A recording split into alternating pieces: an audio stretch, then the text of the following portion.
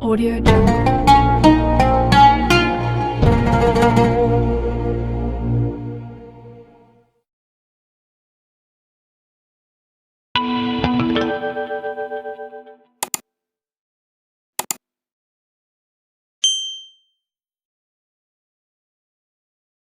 Assalamualaikum ya akhi ya ukhti. Assalamualaikum ya akhi ya ukhti.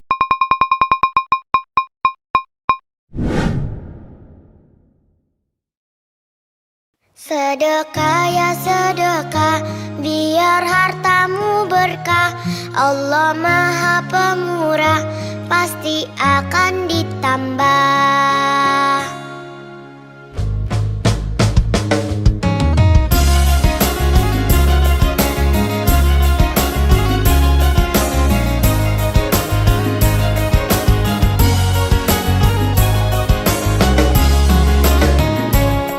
Allah Maha Kaya, Allah Maha Segalanya. Jangan kau takut miskin harta. Indahnya saling berbagi, indahnya saling memberi. Allah jamin pasti kembali. Hartalah titipan, jangan salah digunakan. Awas jangan sampai tergoda oleh syaitan. Sedekah yuk sedekah, biar hartamu berkah. Allah Maha Pemurah, pasti akan ditambah. Sedekah yuk sedekah, biar hartamu berkah. Allah Maha Pemurah, pasti akan ditambah.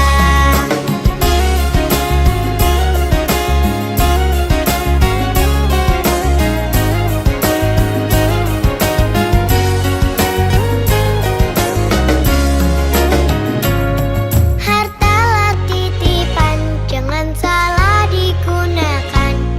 Awas jangan sampai tergoda oleh syaitan.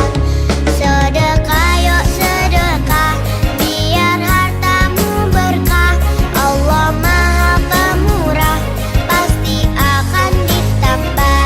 Sedekah yuk sedekah, biar hartamu berkah.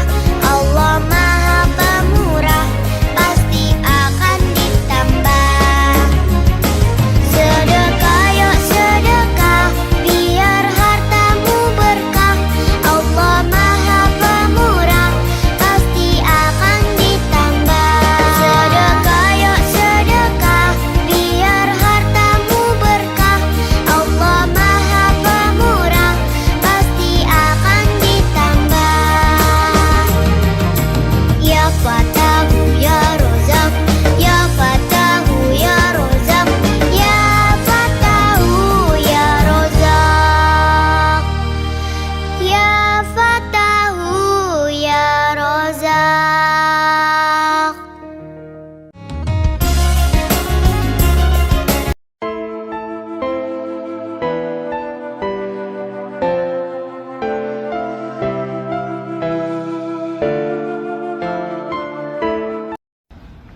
Allahu Akbar,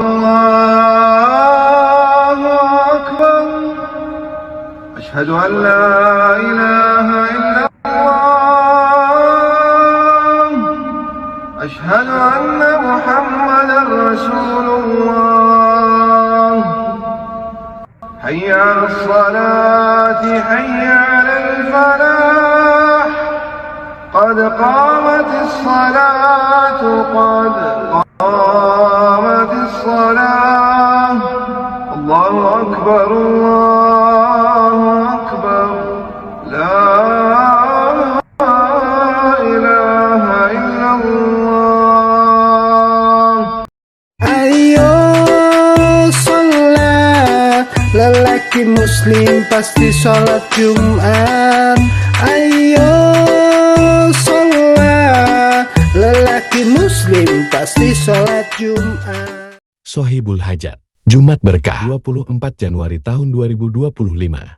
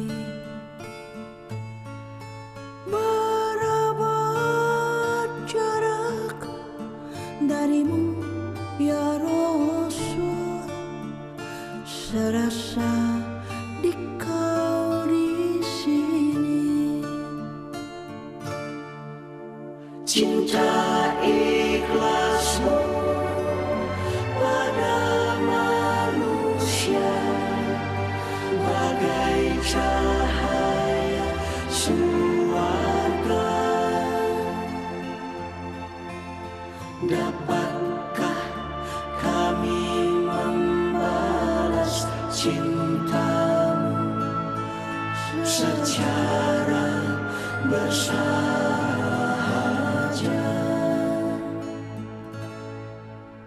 Rindu kami padamu ya Rasul, rindu tiada terperi. Berapa jarak darimu ya Rasul, serasa di kau di sini.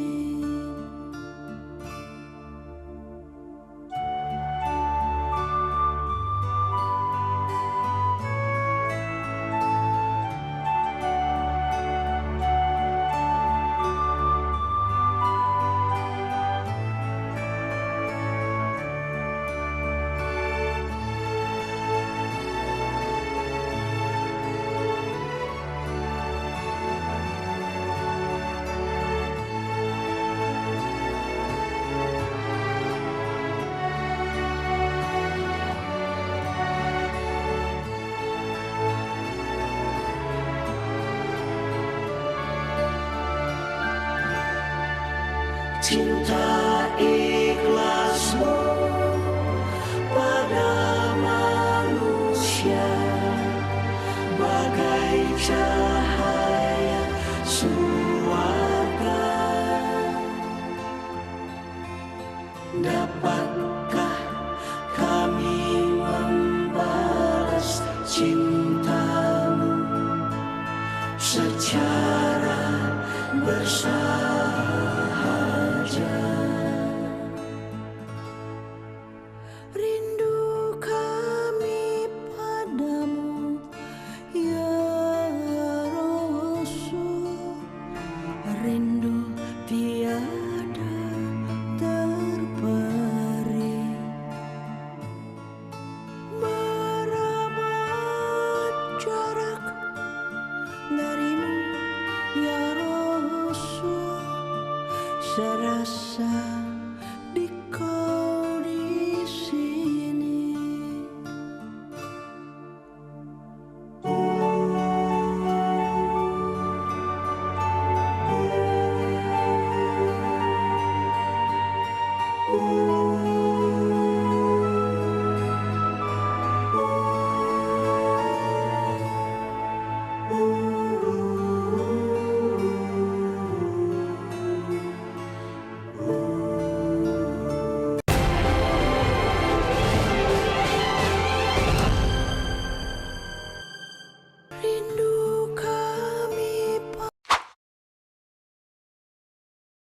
Video pembelajaran. Pernah tidak di benak Anda terlintas mengenai pikiran-pikiran kotor yang berkaitan dengan maksiat atau sesuatu yang tidak senonoh, yang tiba-tiba saja menyelinap, lalu Anda makin terhanyut di dalamnya hingga syahwat memuncak? Apakah pikiran kotor seperti ini terhitung sebagai dosa? Syekh Muhammad bin Shalih Al-Utsaimin pernah ditanya hal yang sama. Apakah jika di benak kita terlintas keinginan untuk berbuat dosa atau maksiat tetapi tidak sampai melakukannya, sudahkah dianggap dosa atau keharaman? Jawaban Syekh Muhammad rahimahullah begini: punya pikiran untuk bermaksiat tidak dianggap sebagai suatu dosa atau keharaman, karena Nabi SAW bersabda, sesungguhnya Allah memaafkan umatku jika hanya terlintas dalam dirinya, selama tidak diamalkan atau tidak dibicarakan. Hadis riwayat Abu Daud dalam sunannya. Namun jika ia sudah bertekad untuk melakukan maksiat, lalu ia tahan karena takut pada Allah, sehingga ia pun mengurungkan melakukan maksiat, maka seperti itu dicatat sebagai suatu kebaikan yang sempurna. Akan tetapi, jika seseorang terpikir maksiat, hendaknya ia memalingkan dari pikiran semacam itu. Pikiran seperti itu bisa terus berkembang dan bertambah parah, sehingga menjadi tekad dan azam yang kuat, yang akhirnya bisa berujung pada amalan maksiat. Tentu yang bisa selamat hanya orang-orang yang diselamatkan oleh Allah.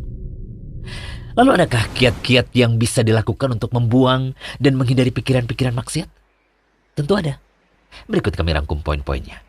Pertama, menjauhi segala sebab yang dapat menimbulkan hal tersebut, seperti menonton film, gambar, atau membaca cerita porno, menjaga pandangan dari melihat lawan jenis yang bukan mahram, atau hal-hal yang dapat memicu timbulnya syahwat. Kedua, mengambil pelajaran dari kisah para nabi atau orang soleh yang mampu menjaga diri ketika dihadapkan kepada fitnah wanita. Seperti kisah Nabi Yusuf alaihissalam misalnya. Jadikan beliau sebagai suri tauladan kita ketika mendapati pikiran-pikiran kotor. Kemudian yang ketiga, ingat akan besarnya pahala diri di sisi Allah yang dijanjikan bagi orang yang mampu menjaga kehormatan diri. Sebagaimana yang disebutkan dalam hadis 7 golongan yang akan mendapatkan naungan dari Allah pada hari yang tiada naungan kecuali naungan Allah. Salah satunya adalah seorang pemuda yang diajak untuk melakukan zina oleh seorang wanita cantik tetapi ia menolaknya. Hadis riwayat Bukhari dan Muslim. Kemudian yang keempat, ingat betapa besarnya azab yang akan diterima bagi orang yang melakukan zina. Kelima, menyibukkan diri dengan berbagai kegiatan yang produktif dan bermanfaat. Jangan banyak menyendiri dan berhayal. Di samping selalu berdoa kepada Allah supaya dihindarkan dari berbagai maksiat. Dan yang terakhir, bila memiliki kemampuan untuk berkeluarga, maka segeralah menikah. Ini adalah jalan terbaik yang dianjurkan oleh Rasulullah SAW. Video pembelajaran.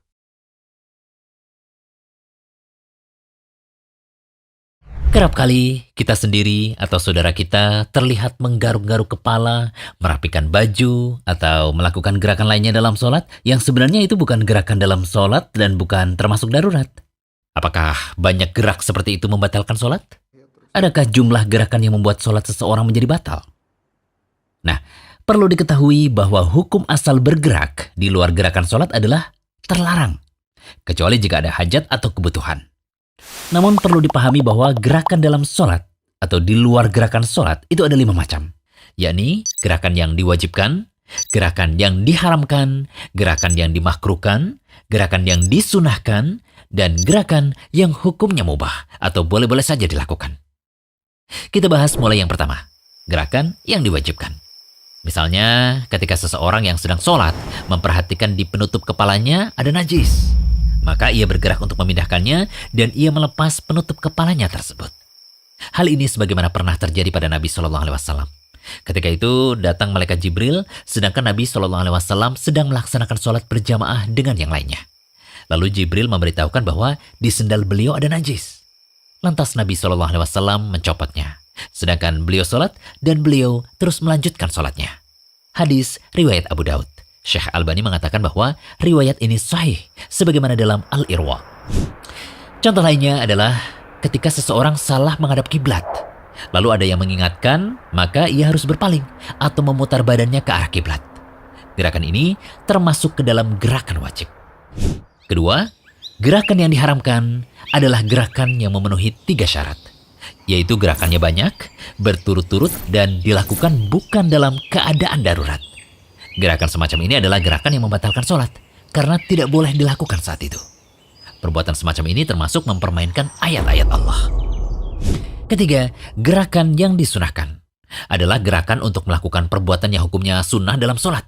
Seperti misalnya seseorang ketika sholat bergerak untuk meluruskan shaf, atau ia melihat ada tempat yang kosong di depannya, lalu ia bergerak maju ke depan untuk mengisi kekosongan. Perbuatan ini termasuk sunnah dalam sholat karena dalam rangka menyempurnakan sholat. Nah, dalil dari hal ini sebagaimana diterangkan dalam hadis bahwa Ibnu Abbas radhiyallahu anhuma pernah sholat bersama Nabi SAW. Saat itu ia berdiri di sebelah kiri Nabi SAW, kemudian beliau menarik kepala Ibnu Abbas dari belakangnya dan menjadikannya di sebelah kanan beliau. Hadis muttafaqun alaih. Kemudian yang keempat, gerakan yang dikatakan mubah atau boleh adalah gerakan yang sedikit karena ada hajat atau butuh, atau gerakan yang banyak karena darurat. Contoh gerakan sedikit karena ada hajat adalah perbuatan Nabi SAW ketika sholat sambil menggendong Umamah binti Abil Ash, cucu Rasulullah dari Zainab. Nabi SAW adalah kakeknya dari ibunya. Ketika itu beliau berdiri sambil menggendongnya, dan ketika sujud beliau meletakkannya. Hadis riwayat Bukhari dan Muslim. Terakhir, gerakan yang dimakruhkan adalah gerakan selain yang kami sebutkan tadi, di mana hukum asal gerakan atau di luar gerakan sholat adalah dimakruhkan. Oleh karena itu, kita katakan pada orang yang bergerak sana-sini dalam sholat, gerakannya itu makruh dan dapat mengurangi kesempurnaan sholat. Jadi jika ada yang melihat-lihat jam, menggaruk-garuk kepalanya, memegang hidungnya, menyentuh-nyentuh jenggotnya, atau semisal itu, ini asalnya hukumnya makruh. Kecuali jika gerakan tersebut terlampau banyak dan berturut-turut, maka itu bisa jadi membatalkan sholat. Lalu, kembali ke pertanyaan awal. Apakah orang yang bergerak lebih dari 3 kali di luar gerakan sholat bisa membatalkan sholat? Syekh Muhammad bin Shalih Al-Utsaimin rahimahullah menerangkan bahwa tidak terdapat batasan jumlah tertentu atau seseorang dikatakan batal sholatnya.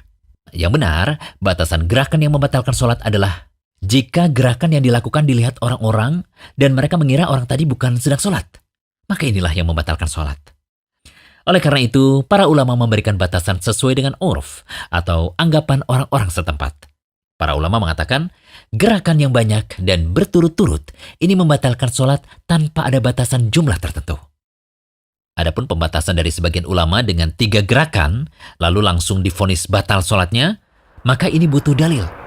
Karena siapa saja yang menetapkan suatu batasan tertentu atau tata cara tertentu dalam ibadah, maka ia wajib mendatangkan dalil.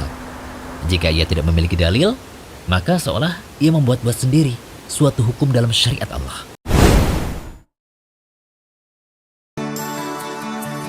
Alangkah indah orang bersedekah, dekat dengan Allah, dekat dengan surga.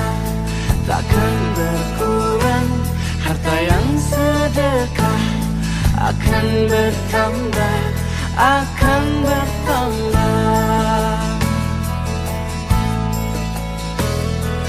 Allah Maha Kaya yang Maha Pemurah, yang akan mengganti dan membalasnya. Allah Maha Kuasa yang Maha Perkasa, semoga akan membalas surga. Oh, indahnya saling berbagi, saling memberi karena Allah. Oh, indahnya saling menjaga, saling mengasihi karena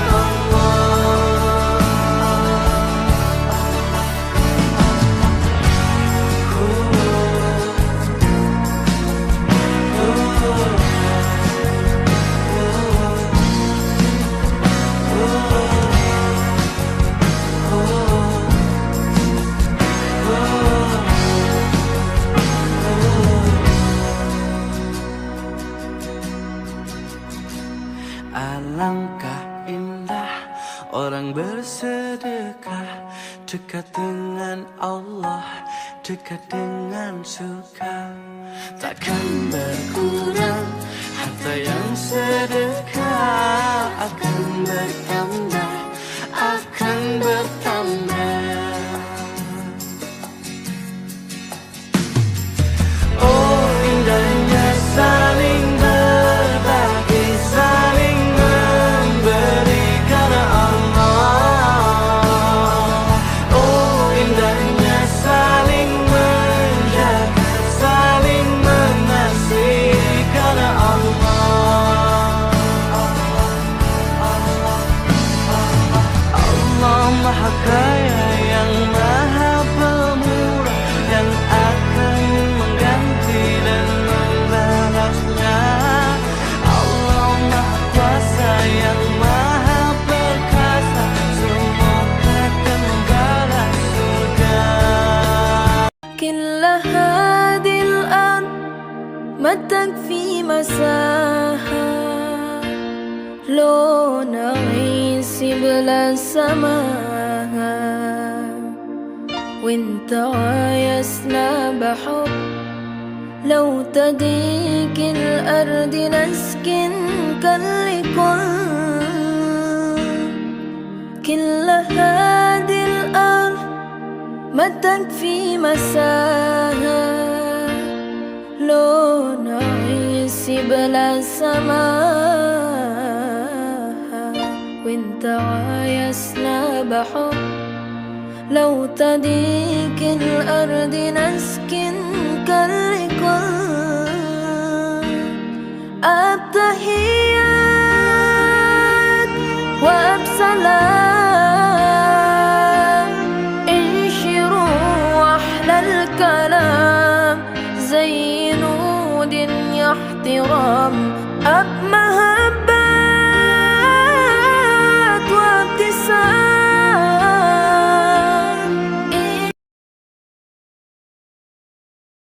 Sang kiai ketika ditanya kok tidak sholat Jumat, baru saja pulang dari Mekah.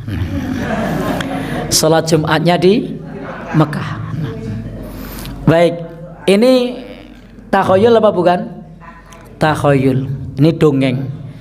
Karena selisih Mekah dengan kita berapa jam?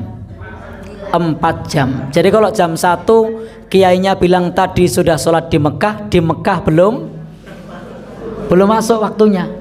Nah, tapi banyak enggak yang percaya dengan cerita begini? Banyak. Ya, sesakti apapun enggak mungkin, Pak, karena Mekah belum waktunya. Syarat wajibnya sholat itu kalau sudah masuk waktunya. Nah, waktunya belum masuk kok katanya sudah sholat di Mekah. Orang tua yang sudah wafat itu sangat merindukan doa dari anaknya. Bahkan disebutkan dalam sebuah keterangan, ada seseorang yang telah wafat, kemudian dia terkaget-kaget karena hisab kuburnya menjadi ringan. Kemudian dia bertanya, kenapa hisab kuburku ringan? Maka dijawablah, sungguh ada di antara anakmu, cucumu, keturunanmu yang mendoakan dirimu sehingga membuat hisab kubur menjadi ringan. Kepada Nabi Muhammad, kita tidak diminta untuk sekedar mempelajari hidupnya, tahu kapan beliau dilahirkan, di mana dilahirkan, kapan beliau menikah, berapa anaknya. Bukan hanya sekedar itu, teman-teman saudariku sekalian. Akan tetapi yang Allah minta kita dari Nabi Muhammad adalah sambungan hati. Hati yang kenal cinta kepada Nabi Muhammad. Cinta, rindu, hati yang takzim. Anak ki saka tembung ana. Ana ki merga saka sing gawe urip. Iya. Dene titah ingkang nampa anak mau mung dititipi karo sing gawe jagat supaya nggula wentah. Bab perkara kodrating anak mau gumantung karo pesdining sing gawe jagat. Ya ora.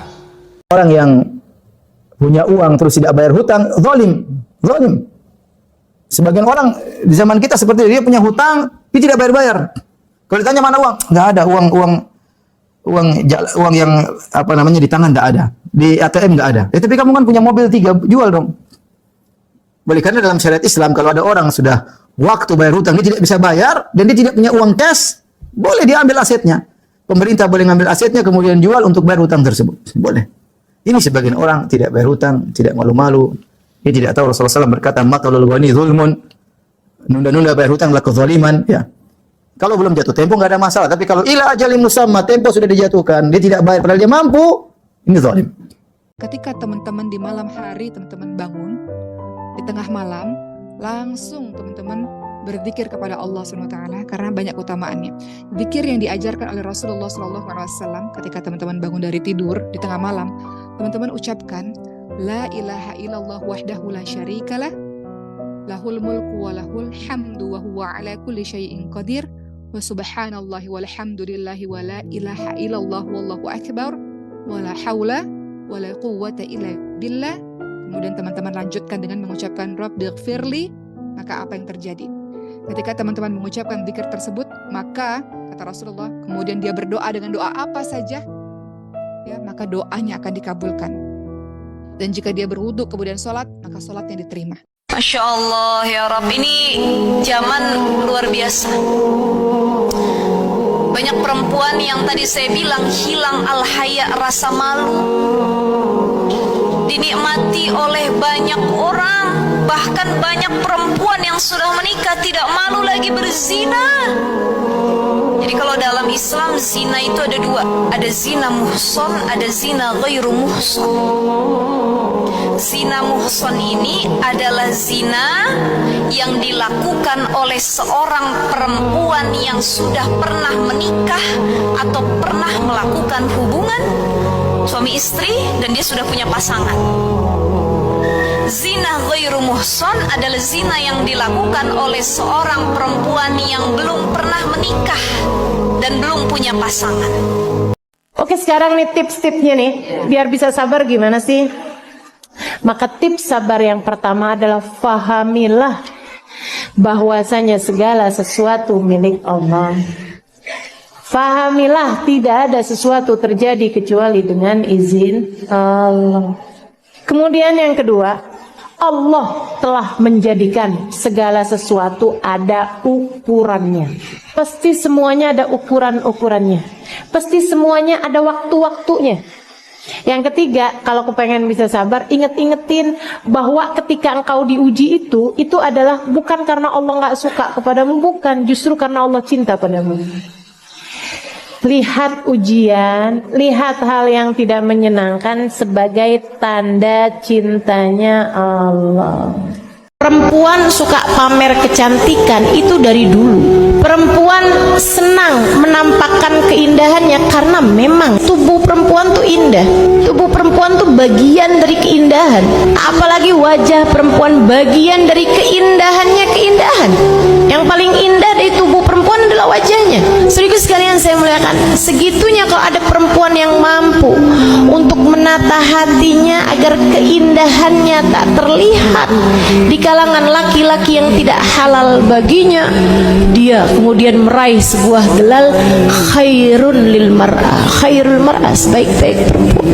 Dan Sayyidah Fatimah mengamalkan hadis ini bukan hanya beliau mampu menyampaikannya dan dibenarkan oleh Nabi Muhammad, tapi beliau adalah yang paling luar biasa dalam mengamalkan ilmunya. Kalau kamu pamer kesenangan, kebahagiaan, ngeri loh.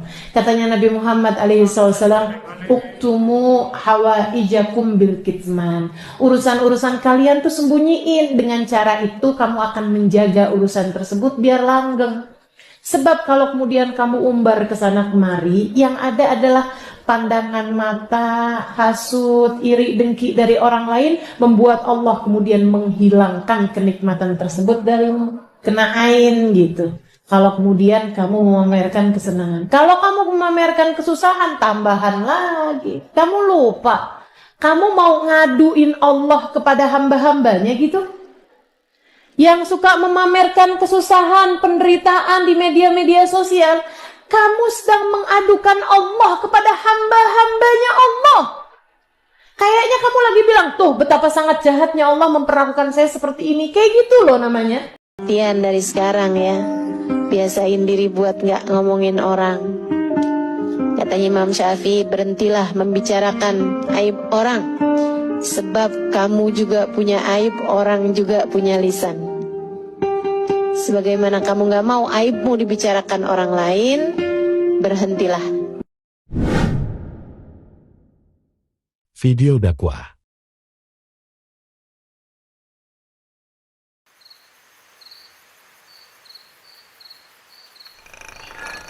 Ikhlas adalah hal yang sangat berat. Mungkin ada yang bertanya, Ustadz, susahnya tuh di mana sih ikhlas? Kenapa sih ikhlas tuh berat banget untuk kita? Al-Imam Ibnu Qudamah itu menjelaskan sebab sulitnya ikhlas itu ada 3. Yang pertama, karena kita itu suka dengan pujian. Suka dengan pujian. Bahkan sebagian ulama mengatakan bahwa banyak orang itu lebih suka pujian daripada duit. Misalnya Ana bagi-bagikan ke antum semua $100, $100, $100, $100. Senang nggak tuh kira-kira? Senang ya? Kita senang. Terus kita tukar ke money changer. Terus kata petugasnya, mohon maaf mas, ini uang palsu. Oh, kira-kira kita kesal nggak? Kesel, ini ngomong doang nih Ustadz ternyata kasih uang palsu lagi.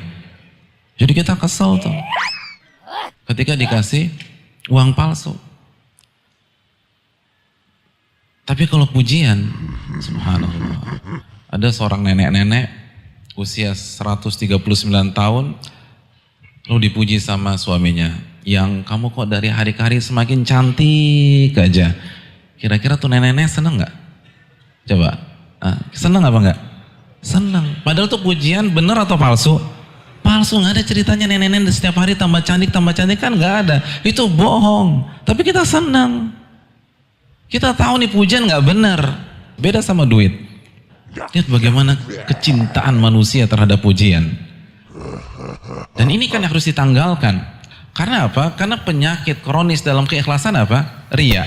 Apa sih definisi riya? Al-Hafidz Ibnu Hajar mengatakan riya itu memperlihatkan amalan di hadapan manusia agar dipuji oleh mereka. Pujian lagi. Penyakit keikhlasan apa? Sum'ah. Sum'ah apa? Memperdengarkan amal ibadah agar manusia tahu dan dia puji kita. Pujian lagi. Jadi ini jadi masalah. Karena kita suka dipuji orang. Yang kedua, kenapa ikhlas itu susah? Karena tabiat kita itu tamak terhadap dunia. Suka banget sama dunia. Wa tuhibbunal mala hubban jamma, kata Allah dalam surat Al-Fajr. Dan kalian cinta sekali dengan harta dunia, kecintaan yang luar biasa. Nabi SAW mengatakan, kalau seorang anak Adam memiliki emas sebanyak sebuah lembah, apa yang terjadi? Labtagha ilaihi lahu thaniya, dia akan cari lembah emas yang kedua. Dan kalau dia punya lembah emas yang kedua, labtagha ilaihi lahu thalitha, dia akan cari lembah emas ketiga. Kapan tren ini berakhir? Wala yamla'u jawfa bani Adam illa turab, dan tidak ada yang mengisi perut anak Adam sampai penuh kecuali tanah. Maksudnya apa? Dia akan mengikuti tren itu sampai mati. Ini yang bisa menyelewengkan kita kepada ketidakikhlasan. Ketika kita mengharapkan dunia, ketika kita mengharapkan jabatan dari amal ibadah kita, ini yang susah membuat kita bertahan. Karena kecintaan kita kepada dunia itu luar biasa. Lalu yang ketiga, kata Ibnu Qudamah, karena tabiat kita nggak suka dicela orang. Ketika kita suka pujian, otomatis kita nggak suka dicela. Maka kita akan berusaha melakukan apa saja untuk membuat kita diterima oleh komunitas kita. Kita akan berusaha beribadah agar kita nggak dibully oleh orang, nggak dicela oleh orang, nggak dicaci oleh orang. Akhirnya orientasinya manusia, bukan Allah Subhanahu wa Ta'ala. Jadi ini yang jadi masalah nih. Kalau kita bisa hilangkan 3 penyakit ini, insya Allah kita bisa mendapatkan keikhlasan.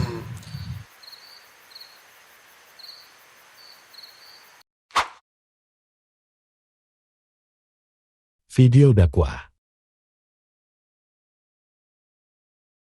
Amalan di bulan Rajab. Yang pertama dari Aisyah dan Ibnu Abbas radhiyallahu anhuma qala, semoga Allah meridhoi keduanya. Apa kata Aisyah dan Ibnu Abbas? Dijelaskan bahwa kami menengok di bulan Rajab, Rasulullah itu selalu berpuasa seakan-akan dia tidak pernah berbuka. Dan dia selalu berbuka seakan-akan dia tidak pernah berpuasa. Saya ulangi pelan-pelan ya. Ini ada mafhum mukhalafah. Bentar, bahasa Indonesianya apa ya? Ini ada pemahaman yang dahsyat di balik hadis ini. Saya ulangi. Bahwa kami melihat Rasulullah di bulan Rajab seakan-akan dia berpuasa dan tak pernah kami tengok dia berbuka. Saya ulangi pelan-pelan, ini agak rumit. Dan dia makan seakan-akan tidak pernah berpuasa. Maksudnya adalah bahwa puasa Rajab di bulan Rajab terbukti dari perbuatan Rasul. Kan sunnah itu ada 3, perkataan, perbuatan, dan diamnya Rasul. Bahwa Rasulullah itu memperbanyak puasa di bulan Rajab, tapi tidak mengatakannya adalah wajib. Karena Rasulullah juga sering makan, paham ya? Tahun ini Rasulullah makan, banyak tak puasa. Tahun depan Rasulullah banyak berpuasa. Supaya umat menganggap itu sunnah, tidak wajib. Tapi kalau Rasul selalu puasa di bulan Rajab, bahaya. Nanti umat akan menganggapnya adalah wajib. Paham nih? Nah, sama dengan sholat taraweh, Bu. Itu sama dengan dalil sholat taraweh. Rasul hari pertama taraweh, kawan-kawannya baru lihat, wih Rasul ngapain tuh? Kepo-kepo semua. Kan pengen semuanya kayak Rasulullah. Ya kan? Wih, Rasul ngapain? Masih dipantau dari jauh. Hari kedua, mulai Abu Bakar nanya kepada Rasul, Rasul, kau ngapain nih Rasul?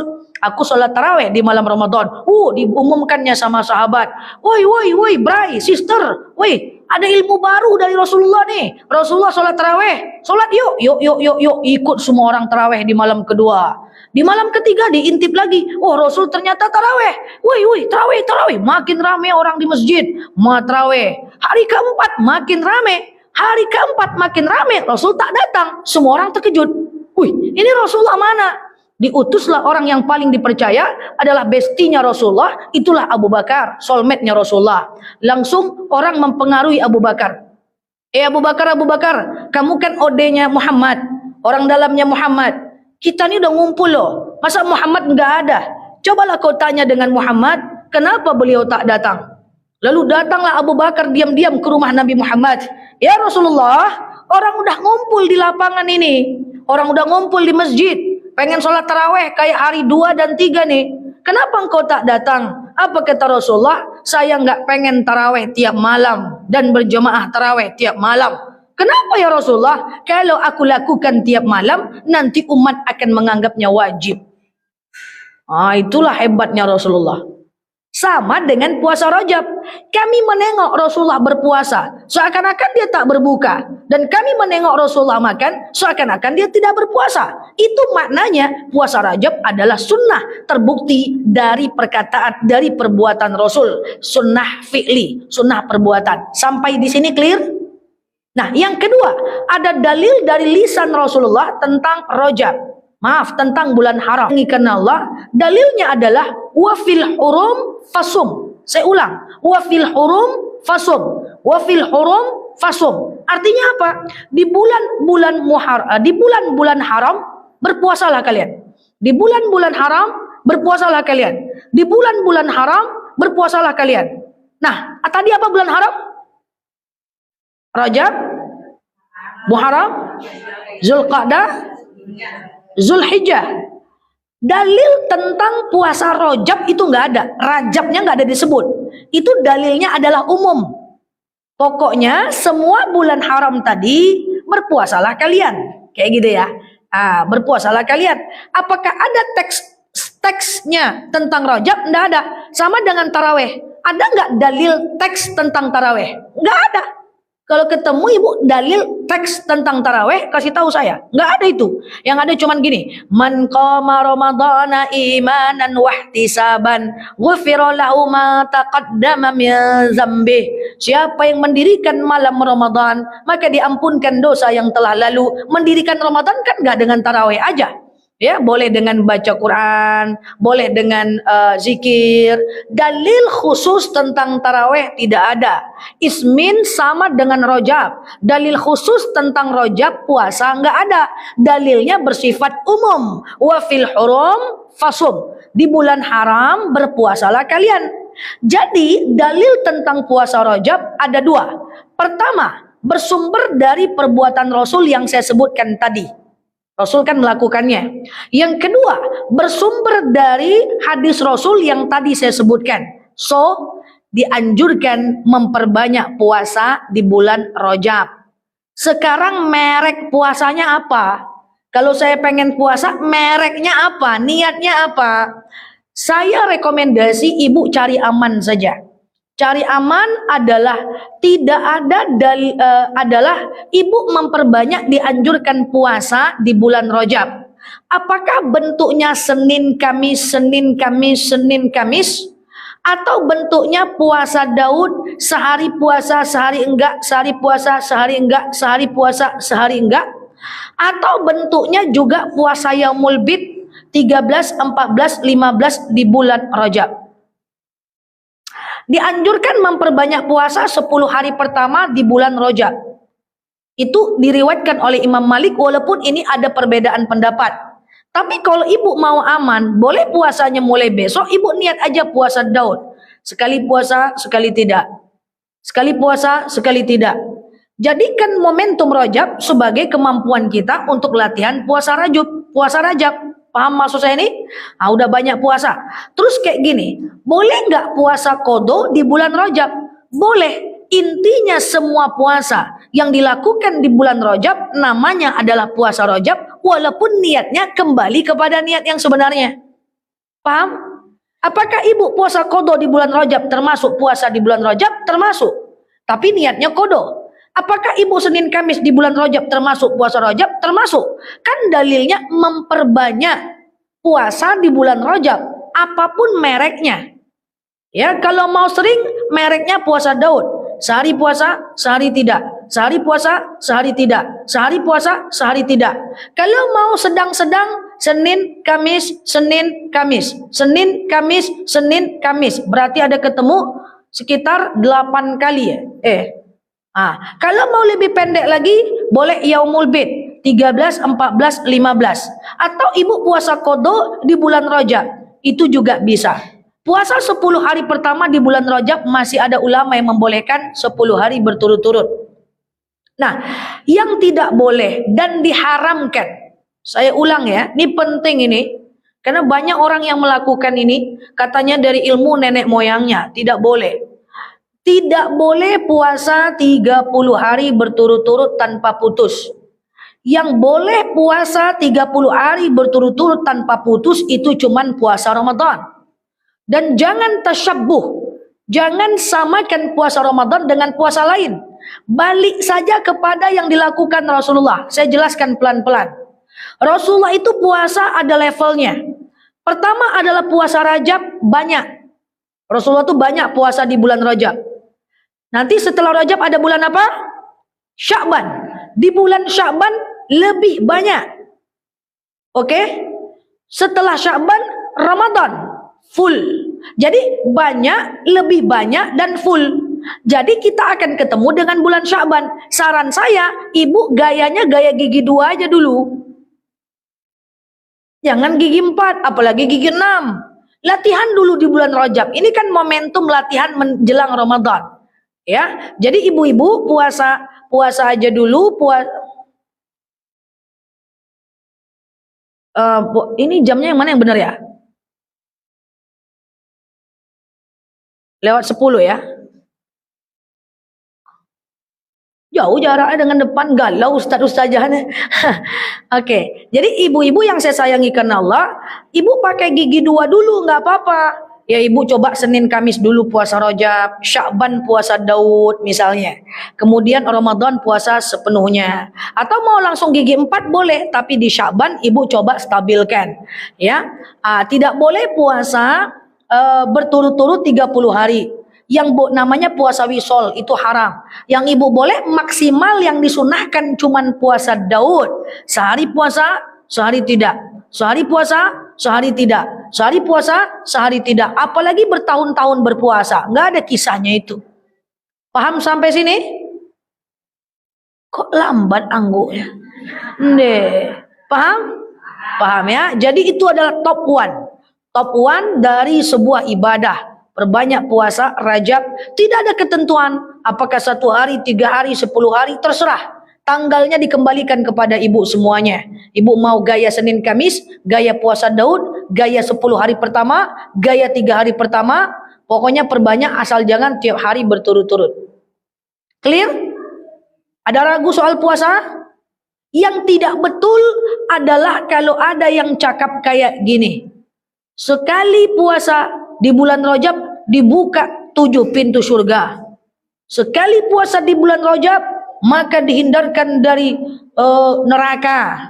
Itu hadisnya palsu. Saking palsunya dalam kitab hadis palsu pun tidak ada. Bayangkan saking palsunya itu. Saya punya kitab kumpulan hadis-hadis palsu. Udah ditelaah betul-betul. Saya diskusi dengan ulama-ulama. Saya diskusi dengan kiai saya. Kita udah belajar. Ya, selama saya kuliah S3 itu udah saya makan, udah kita kunyah ke dosen-dosen, profesor, doktor semua saya tanya. Dalam kitab hadis palsu pun nggak ada. Saking palsunya dia. Nah, coba bayangkan. Nah, jadi jangan hati-hati dengan postingan-postingan. Hati-hati dengan TikTok yang punya postingan-postingan kayak gitu. Kadang-kadang mereka ngambil comot-comot aja. Hati-hati belajar. Hati-hati betul ya. Jadi ibu lakukan aja puasa seperti biasa. Ya, seperti yang tadi saya sebutkan. Yuk nomor 2. Nomor 2 adalah ibu-ibu yang saya sayangi karena Allah, ada zikir yang paling bagus di bulan Rajab. Kalau di bulan Sya'ban kan Allahumma innaka afun karim tuhibbul afwa fa'fu anni gitu ya. Kemudian Allahumma itu juga dipakai untuk malam Lailatul Qadar gitu ya. Tapi ada satu zikir, ntar ada yang ketinggalan. Ibu-ibu, kalau puasa Rajab tadi ibu belum ganti puasa nggak apa-apa ya. Fokus puasa Rajab dulu, baru ganti puasa enggak masalah. Karena Siti Aisyah pun mengganti puasa di bulan depan, bulan Sya'ban. Tapi kalau mau ganti di bulan Rajab jauh lebih bagus ya. Nah, yuk kita lanjut. Zikir yang sangat dimuliakan di bulan Rajab, kalau bisa jangan putus. Jangan putus zikir ini, rasakan nanti perbedaannya ketika ibu masuk di bulan Sya'ban. Zikirnya ibu tulis, ibu catat, pokoknya ibu gitu-gitukan lah, ya kan? Kalau bisa dihafal zikirnya. Zikirnya adalah Rabbil firli warhamni wa tub alayya. Oke? Saya ulang ya. Rabbil firli warhamni wa tub alayya. Boleh Allahumma, boleh Rabbi, artinya sama. Yang gampang Rabbi aja lah kali ya. Kayak duduk antara dua sujud ya, Rabbil firli warhamni. Cuman ngapal satu kata aja lagi, wa tub alayya aja lagi kan.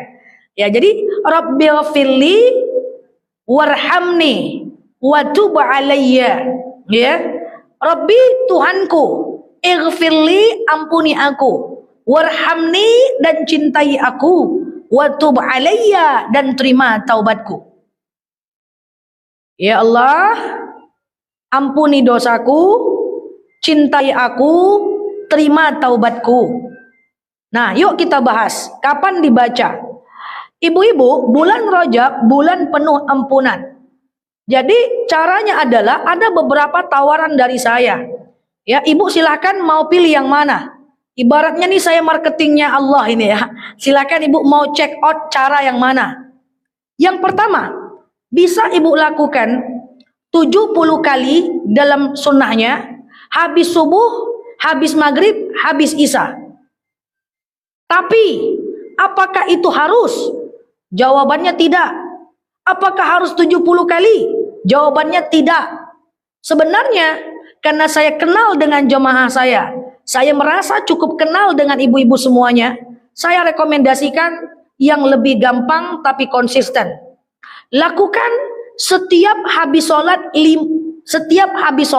tapi tiap habis sholat ya. Lakukan secara konsisten dengan bilangan yang ganjil, jauh lebih baik, karena innallahal witr yuhibbul witr. Allah itu ganjil, mencintai yang ganjil. Walaupun cuma 7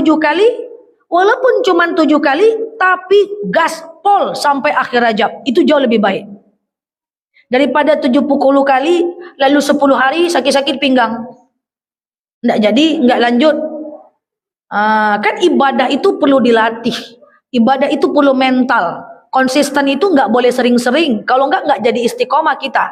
Jadi caranya gini, ibu-ibu setiap habis sholat bisa 7 kali aja atau 11 kali aja, dikit-dikit aja dulu, kayaknya jauh lebih baik gitu ya.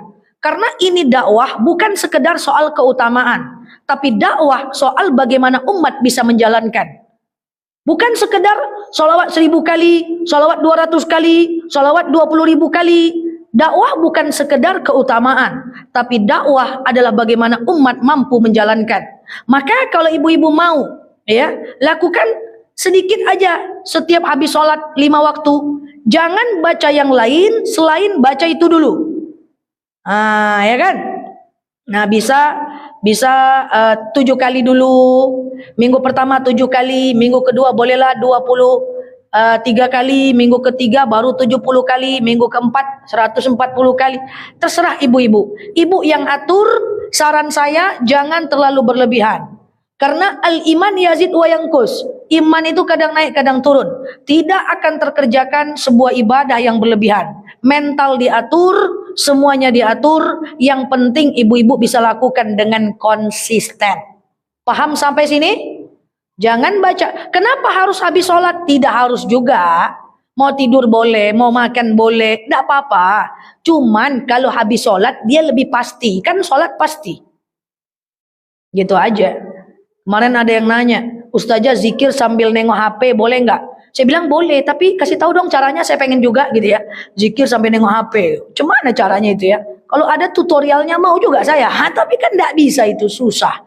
Ya, jadi setiap habis sholat ya baca itu. Coba semuanya, Allahumma. Lagi. Gini. Allahumma, gitu aja deh. pakai gha ya. Allahumma. Lagi. Lagi. Lagi. Firli. Lagi. Lagi. Allahumma gfirli. Warhamni. Allahumma gfirli warhamni. Lagi. Lagi. Lagi. Wa tub alayya. Lagi. Lagi. Allahumma gfirli warhamni wa tub alayya. Lagi.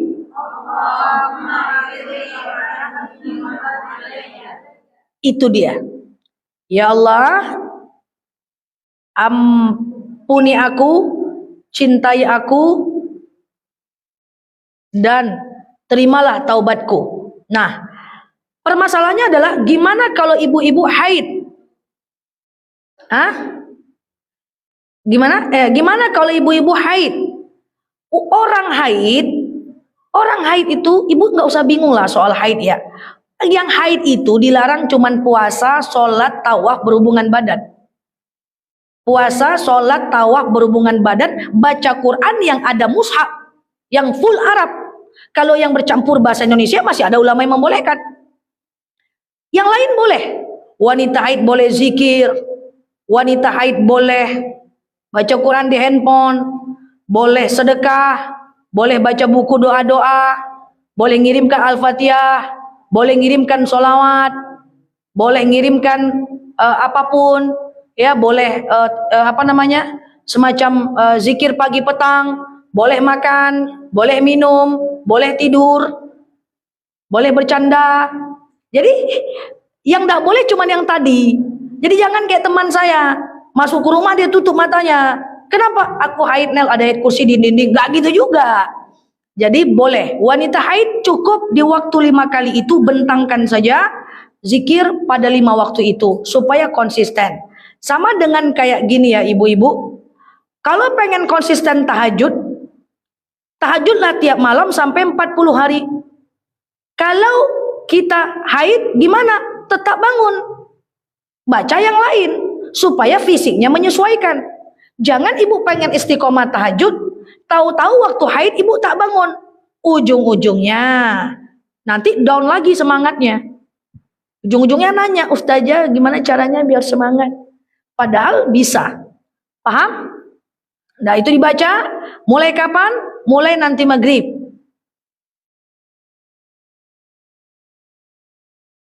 Yang pertama apa tadi? Pertama, puasa. Yang kedua, zikir. Yang ketiga, amalan yang dianjurkan. Yang dilarang apa tadi? Yang dilarang di bulan Rajab. Yang dilarang berantuk-antuk, berselisih paham, dan puasa setiap hari berturut-turut. Kemudian yang ketiga, amalan yang sangat dianjurkan adalah ibu naikkan sedikit angka sedekah ibu itu. Semoga bisa. Kan sedekah itu ada yang harian, ada yang mingguan, ada yang tahunan, ada yang bulanan, ada yang tahunan. Biasanya, ini kalau kita tahu titik nadi sedekah bagus ya. Yang harian itu adalah setiap subuh. Iya kan? Harian subuh. 1000, 1000, 1000, 1000. Ini kan wajah 1000 nih semua nih kan subuh. 1000, 1000, 1000, 1000. Sebulan kan cuma 30.000. Kalau dia 1000 sehari, sedekah subuh bisa ditaruh ke kotak amal, kemudian bisa dimasukkan dulu ke dompet, baru setiap Jumat diberikan. Kalau tadi sedekah ibu 1000, maka bulan Rajab naikkan jadi 2000. Ditingkatkan amalannya, sedekahnya, bukan soal angka, tapi soal kebiasaannya di bulan Rajab. Kalau ada ibu sedekah mingguannya Jumat, misalnya ibu sedekah mingguan Jumat ngasih 20.000, ibu tingkatkan menjadi 30.000 khusus di bulan Rajab. Karena sedekah itu mesti di-upgrade. Ya, di-upgrade pelan-pelan. Nah, sedekah itu perlu dilatih. Karena uang tuh taruh di tangan, jangan taruh di hati. Kalau uang taruh di hati, uangnya keluar, hati sakit. Tapi kalau taruhnya di tangan, uangnya keluar, hati biasa-biasa aja. Makanya kenapa saya bilang sedekah subuh itu sedikit aja, biar hati itu tak terlalu sakit. Ya kan? 1.000 dulu, masih berat, menceringi-ceringi. 1.000 lagi, 1.000, 1.000. Nah ini kalau terbiasa nih, mantap ini. Karena memberi itu harus dilatih, berat memberi itu. Karena kalau memberi itu mudah, semua orang senang berbagi.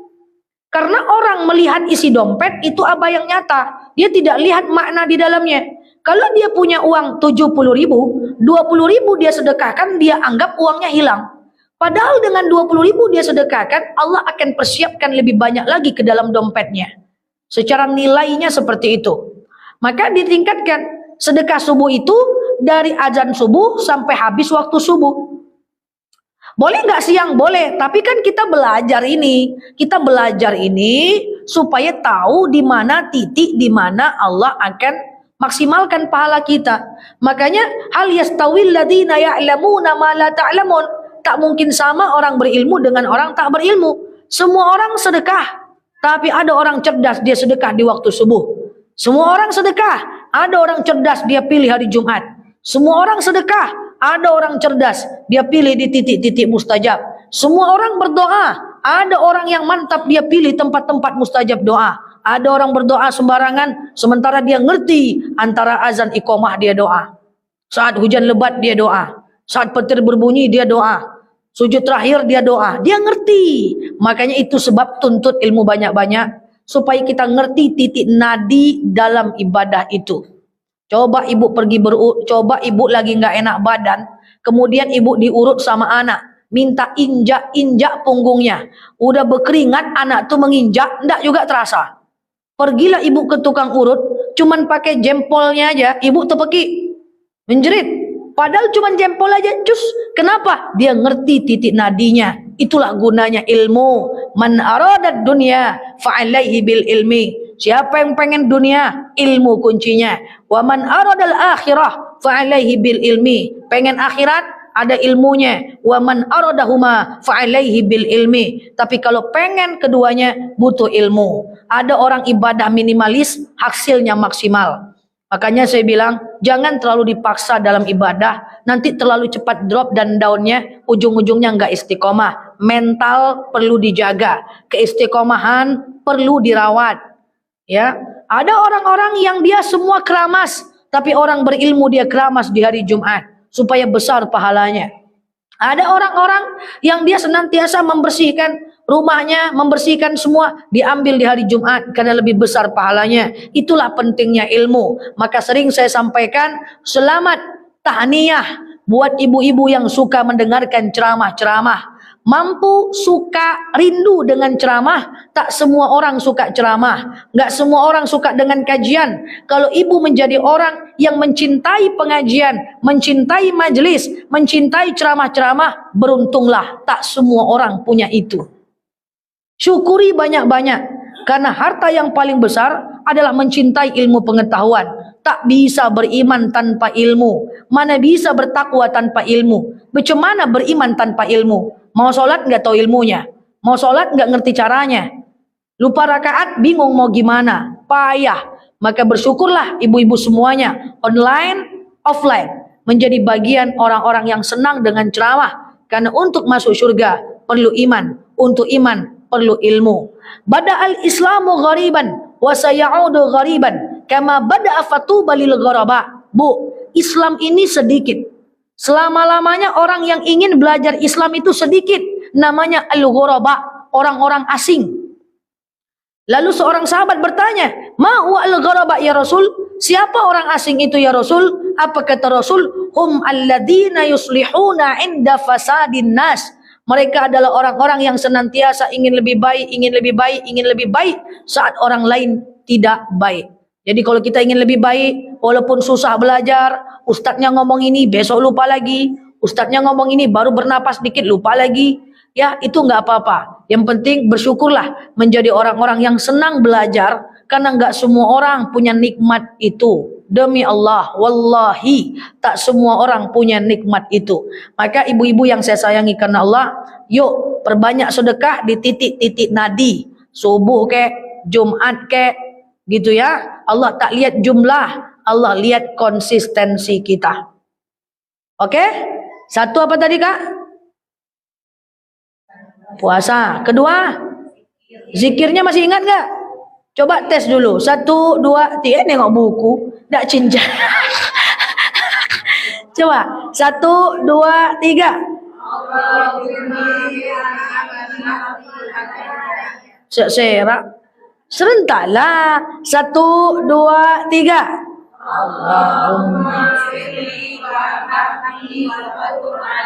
Oke, yang ketiga adalah sedekah. Nah ini ya, ini kita dianjurkan untuk melakukannya ya. Kemudian terakhir yang keempat adalah perbanyak solawat dan membaca Al-Quran. Apa fungsi solawat dan Al-Quran? Solawat dan Al-Quran ini satu jenis. Keduanya bisa memberi syafaat. Jadi jangan main-main dengan solawat. Jangan main-main dengan Al-Quran. Makanya yang gak bisa baca Quran, belajar baca Quran sampai bisa. Wajib belajar. Kalau udah bisa baca Quran, membacanya jadi sunnah. Statusnya sama dengan sholawat, dia menjadi sunnah. Kalau orang yang kalau orang yang sudah pandai baca Quran, dia nggak baca Quran, dia tidak berdosa. Karena baca Quran adalah sunnah. Sementara orang yang tak pandai baca Quran, selama dia tak belajar, selama itulah ngalir dosanya. Maka yang tak pandai baca Quran, wajib belajar sampai pandai. Yang sudah pandai baca Quran, sunnah membacanya. Orang udah pandai baca Quran, dia nggak baca Quran, dia nggak dosa karena sunnah. Tapi orang yang belum pandai baca Quran, nggak pernah mau belajar, akan ngalir dosanya. Sholawat dan baca Quran jangan main-main. Sholawat dan baca Quran bisa jadi syafaat di yaumil akhir. Orang-orang yang bersolawat, dia akan mendapatkan syafaat.